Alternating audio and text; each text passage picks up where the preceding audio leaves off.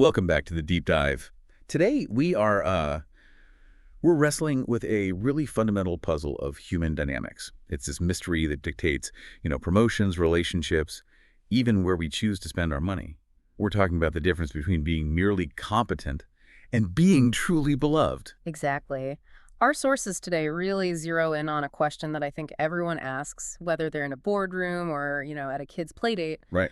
Why do some people walk into a room and just instantly command trust and affection and opportunity? They might not have the highest GPA or the most polished pitch, but they gravitate toward them. And on the flip side, why do some of the most talented, the hardest working people, why do they struggle to connect? They struggle to get buy-in, Oh. and they often just watch opportunities flow to other people. That distinction right there, that chasm between raw talent and realized success is what we're exploring. Our mission today is to analyze this argument that being beloved isn't some genetic lottery. It's not just luck. It is a specific, high-level form of social intelligence built on 5 core learnable principles that, well, they function like a kind of psychological gravity. And if you can learn these principles, you are essentially shortcutting your way to becoming a trusted resource. Okay, let's unpack this. Let's talk about the stakes first. What happens when you become beloved? The mechanism is surprisingly linear. If a person likes you, they're willing to spend time with you. That's the first step. Right. And that time investment, it thickens the thread of connection, and then that sustained connection that forms the bedrock of trust. And trust is the lubricant for everything. Everything. Business transactions, creative cooperation, political support, personal referrals. The sources are really clear. People give money, time, and opportunities to the people they like and trust. It's the ultimate soft skill that converts into hard results. And the foundation of all of this, according to the research, it rests on authenticity. We have to start there, with probably one of the most famous and maybe most misunderstood moments of public sincerity. The Sally Field moment from 1984. Yes. She wins the Oscar for Places in the Heart, and she's just genuinely, totally overwhelmed. She gets up to the podium, you can see the tears in her eyes, and she says, "I haven't had an orthodox career, and I've wanted more than anything to have your respect. The first time I didn't feel it, but this time I feel it. And I can't deny the fact that right now, you like me." And the line that became famous was just, "You like me." But the power was in the context, wasn't it? Absolutely. She wasn't demanding anything. She was expressing this vulnerable, honest surprise at finally getting genuine respect from her peers, and the whole room just erupted. Because what she shared was true and immediate Yeah. and just utterly sincere. That response just shows how sensitive we are as humans to sincerity. The sources make the case that if you're authentic, people feel safe enough to connect. They drop their armor. But if they sense even a hint of a facade or, some calculated charm, they become deeply wary. They just shut down. And what's so fascinating is how this social skill completely outweighs raw technical brilliance in the long run. Our sources detailed this case study of a nuclear engineer, a genuine prodigy. So we're talking about someone who understood these incredibly complex systems that most people couldn't even, conceptualize. Exactly. Technical mastery was just off the charts. Yet this engineer had absolutely zero social intelligence. Well, They struggled to communicate with other departments, were seen as cold, and just had no rapport with their team. So basically their career hit a wall. not because of a skill deficit, but because of a connection deficit. Right. Their technical brilliance was effectively paralyzed by their social inability. So what changed for them? They realized this was their limitation, and this is the critical part. They committed to learning these principles of relationship building. They treated social intelligence like a structured curriculum, just like they'd treat, advanced fluid dynamics. Because they studied it. They studied it. Yeah. And once they started to incorporate these methods, learning how to listen, how to build these little bridges of similarity, they were promoted. They became the youngest director in the company's history. Wow. And not because they suddenly became a better engineer. Not at all. It was because they learned how to make others want to work with them and invest in them. It proves the central thesis perfectly then. Belovedness isn't some inborn talent. It's a skill. It's a disciplined wakefulness, as the sources put it, in how you see others and how you choose to show up. It elevates competence from just, theoretical potential to actual realized power. That's a powerful validation for anyone who feels like their competence isn't being recognized, is often the social skills that are the hidden lever. Connection is truly currency. Okay, here's where it gets really interesting. Because the sources give us the roadmap. They break this entire phenomenon down into 5 core tenets that work universally. These are the 5 immutable principles of being beloved. Let's dive into number 1. Similarity. We are just wired to favor the familiar. We like people who are like us, or more importantly, who make us feel like they belong to us. It's a deep psychological thing tied to reducing threat. And the sources had this wild scientific proof, didn't they? Noting that the desire for common ground is so strong it works, even if it's completely made up. That's right. When research subjects were told they shared common ground with a stranger, even something biologically impossible like having identical fingerprints, Right. the belief in that similarity alone was enough to increase their rate of cooperation and fondness for that person. Just the fiction of similarity is enough to start the bonding process. So practically speaking, if you're going to a high-stakes meeting, you shouldn't just be prepping your talking points. You should spend 5 minutes finding a connection, a shared university, a hometown, anything. That small effort signals we're part of the same tribe, or at least you are safe.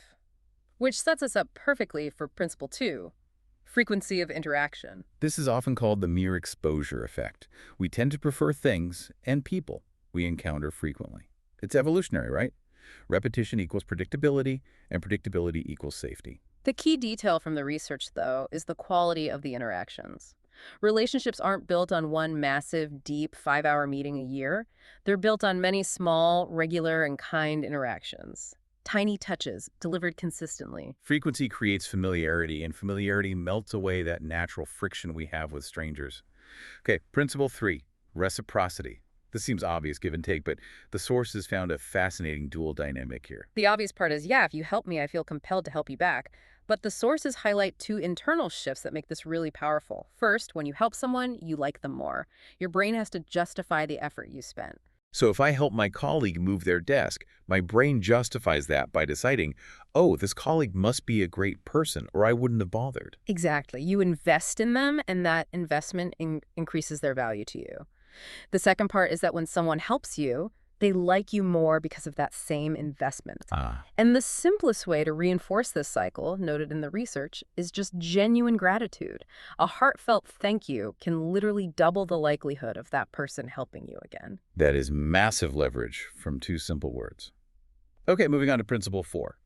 This one is the most precise and frankly the most challenging, the positive versus negative balance. This is the science of relational stability. The sources state that the gold ratio needed for a relationship to thrive, for a person to seem authentic and trustworthy, is a minimum of 5.6 positive interactions for every 1 negative one. 5.6 to 1. That feels incredibly specific. Did the sources suggest we keep a tally in a spreadsheet or something? Yeah. Because that sounds exhausting. No, absolutely not a literal tally. It's a conceptual weight. What the research is quantifying is the psychological reality that negative interactions carry exponentially more weight than positive ones. So one bad interaction can wipe out a lot of goodwill. Months of it. One act of betrayal or rudeness or just intense negativity. So if I have to deliver one piece of difficult feedback to someone on my team, I need to be sure I've built up a bank of maybe 5 or 6 genuine positive interactions beforehand. That's the application. And the balance is essential. If you're relentlessly positive all the time, you come across as shallow or fake. The calculated salesperson. Exactly. Too negative, you're a toxin, but the balance, heavily weighted to the positive, shows you're real, you can handle tough moments, but you are fundamentally uplifting. That distinction, that authenticity requires some negativity, is so crucial. All right, let's get to the final ingredient, principle 5, uniqueness and surprise. This is what turns a decent connection into a profound one. This is the flavor of deep attachment. It's the element that breaks the transactional script. It's about doing something unexpected, a moment of care that goes above and beyond. Like remembering a minor detail about someone's family they mentioned months ago and sending them a small, related article. Yes, or providing a resource they need without them even asking for it. When you get that kind of unexpected attention, it makes you feel profoundly seen. Not just as a colleague, but as a complex, valued human being. And that is the feeling that creates unshakable loyalty. When you look at all 5 of these, similarity, frequency, reciprocity, positive balance, and surprise, you really do realize that belovedness is a mechanism. It's a set of inputs that produce a reliable output. Which brings us directly to the practical application. Knowing the principles is theory, applying them is the skill. Let's shift from theory to the application roadmap. What are the 5 core behaviors that let us live these principles out every day? Okay, the first skill, tying back to similarity, is don't impress, find common ground. In most professional settings, we feel like we have to list our achievements. Right, prove your value. But the sources show that the people who spend the most time talking about themselves are the least liked. That's a massive trap, isn't it? We think we have to prove our value, but we should be trying to prove our connection. The goal should be intentional listening. Don't listen to formulate your next point. Listen to actively hunt for points of similarity. That's the foundation. Okay, the second skill, which reinforces frequency, is what the research calls weave the rope. This is the discipline of the small touch. Strong relationships are braided together by many, many small, consistent threads. Think of it less like a huge favor and more like a gentle check-in. Forwarding an article, a quick message on a Monday, a simple, kind word. That's a fantastic visual. You don't build a massive bridge overnight, you braid a rope day after day with these tiny efforts. Skill 3 takes us back to that 5.6 to 1 ratio. Manage your energy. And this is where we need to differentiate this from just, be positive. What does managing energy actually mean here? It means emotional regulation. A person who is beloved is experienced as a gift. They elevate the mood. They offer support. A person who chronically dumps their heavy, negative emotional baggage onto others is a burden. So it's about making sure your presence is a net positive, not a dumping ground for your own toxicity. It's not about being a Pollyanna. It's about having the maturity not to make your problems someone else's. That shift in framing changes everything. If I leave every interaction feeling lighter and more capable, I'm going to be drawn back to you. Skill 4 is the structural support for everything else. Be sincere. We started with Sally Field, and we end with the absolute imperative of authenticity. True, deep connection only comes when you let down the professional facade. Calculated moves can earn you transactions, but they'll never earn you belovedness. Sincerity involves the willingness to be vulnerable, to let people see the real you, flaws and all. And finally, skill 5 is the ultimate frame for every single interaction you have. Make someone's life better. View every conversation, every email, every shared moment as an opportunity to genuinely improve the life of the person you're with. It can be a huge improvement, like a connection to an opportunity, or microscopic, just a moment of deep listening that makes them feel less alone. And this active giving is what allows your own life and your opportunities to expand. Exponentially. So what does this all mean? We've analyzed the 5 principles. We've detailed the 5 actionable skills. What is the deepest, ultimate takeaway here for the listener? I think the most fundamental shift in perspective is this. Stop trying to convince people to like you. That effort is often desperate, it's draining, and it's counterproductive. Instead, redirect all that energy toward an easier and infinitely deeper goal. Make others like themselves when they're in your company. That flips the entire idea of networking on its head. If I feel capable and safe and smart and seen when I'm interacting with you, I will inherently seek you out. You become a resource for my own self-worth. Absolutely. You stop being a performer trying to impress, and you start being a mirror reflecting their best selves.